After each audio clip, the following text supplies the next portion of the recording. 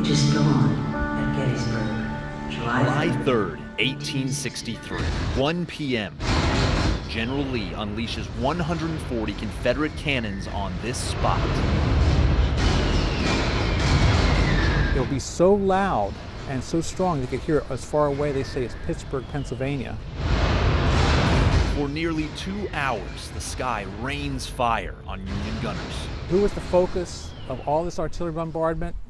Cushing's Battery A, 4th U.S., which is right here in the angle. Alonzo Cushing, 22 years old, from Fredonia, New York, a West Point grad, and by this point in the war, seasoned artillery leader. By that end of that hour and a half, the battery is totally devastated. Cushing is badly wounded. Most of his fellow soldiers are killed, and he only has 2 working cannons as the Confederates march closer. He says, the infantry is coming. Can I push my guns down to the wall with your infantry?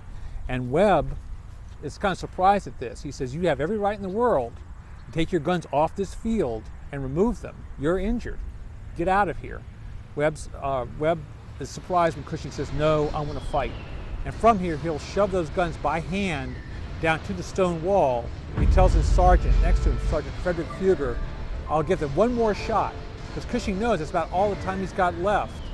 The cannon is loaded, double charged. He himself will pull the lanyard. The gun fires, and a second later, Cushing is shot through the mouth, instantly killed. His body falls over the trail of the gun. A single person standing up to an army to become an American hero. Cushing slowed the Confederate march during one of the most crucial moments in the entire Civil War.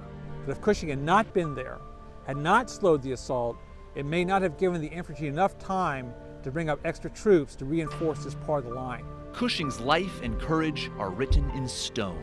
The men who served with him that day placed a monument on the spot where he fired his final shot. And 151 years later, Cushing is getting the recognition he deserves.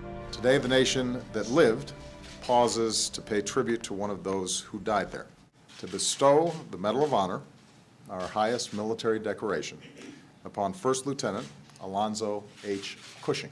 I'm mindful that I might not be standing here today as president had it not been for the ultimate sacrifices of those courageous Americans. The world is very different than it was in 1863, but what Cushing died for lives on in the freedom of every American. Mike Straub, News 8.